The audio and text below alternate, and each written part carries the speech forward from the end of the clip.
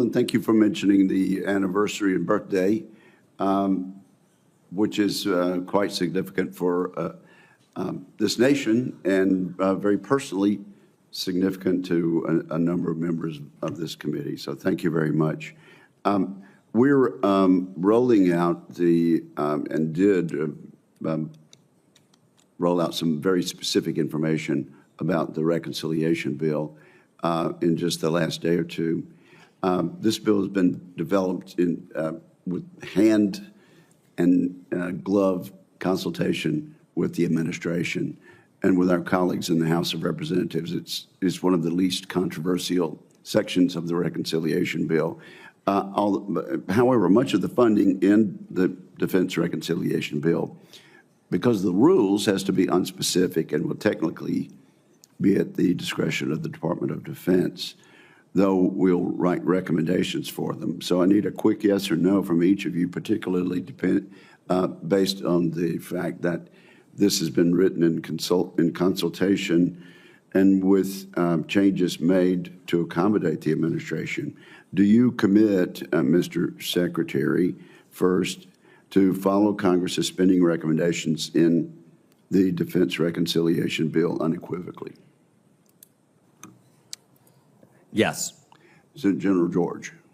Yes, sir. Thank you. And that's been the answer to by all of our witnesses.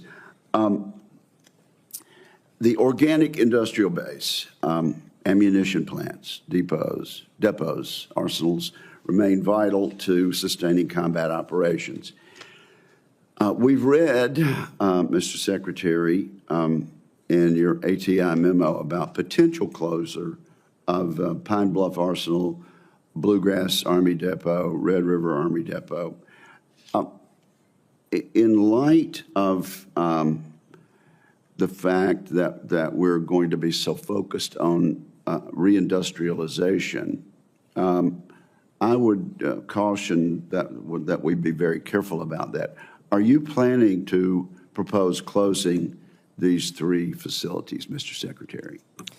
Chairman, we are creating a plan to look at what we can do with them, with shifting work from them as one of the options. I think General George and I stand hand in hand with you, acknowledging that our organic industrial base is not sufficient for the threats today or in the future. I think spending is constrained as it should be. We owe that to the American taxpayer. We are working on plans that could use those facilities for other purposes. But if the funding does not come and it has to come from the rest of the budget, I think our current belief is that those dollars at our current budgeted level would be best suited somewhere else. Well, I hope we'll continue to have a meaningful dialogue there as the body that's constitutionally charged with the power of the purse.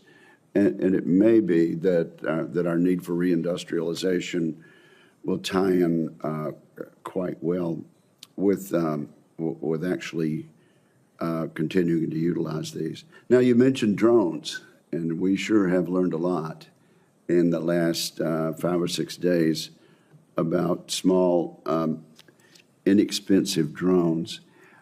I don't know if most people realize that our drone manufacturers create drones that cost 10 times as much as Chinese drones.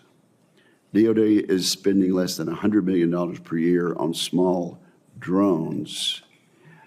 It seems to me this makes it difficult for our industrial base to achieve economies of scale and buying the equipment to produce at a more reasonable price. Do you agree with me on that? And do you agree that we very much need to address this issue, Mr. Secretary? And then I'll ask General George to comment also. I think, Chairman, if it was only if we were only 10x more expensive, I would say that would be better than the actual reality, which I think we are sometimes 50 times to 100 times more expensive. We are so expensive that it just makes the cost curve absolutely impossible for us. And so I wholeheartedly agree that we as a nation have got to set a moonshot to figure out both how do we defend against these low-cost drones, and then how do we create enough to scale against Russia. It's estimated maybe creating 4 to 6 million this year. I mean, and China even more. I think the last number I saw is they might be doing 50 million across their entire country. We are currently not ready for it, but we need to work with you to get to speed up the current tests that we are doing. General George, I assume that you and the Secretary are of one mind on this issue.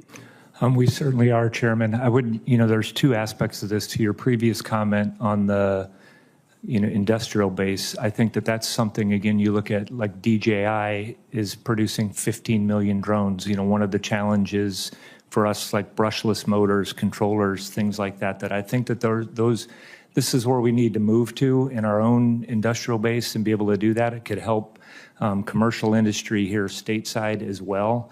So that's one aspect. The other thing, millions of people are listening to you on television. Tell them what DJI is. It's a PRC company that makes drones, 15 million drones. And again, we need the parts, and we could produce that here. And the second thing that I would add, Chairman, is that I think this is why it's important that we have that we buy in portfolios, the brigade capability portfolios. A program or record is, that we wouldn't buy the same drone was one that we've canceled, 25-year-old drones. We know that those are updating. And so we could, I think in UAS, counter UAS and EW, we need to have the flexibility. We can come over here. We certainly want the oversight and explain what systems we're buying. But this is an area that is rapidly transforming and adapting, and we need to be able to maintain pace with that and have the flexibility to do it. Thank you, sir.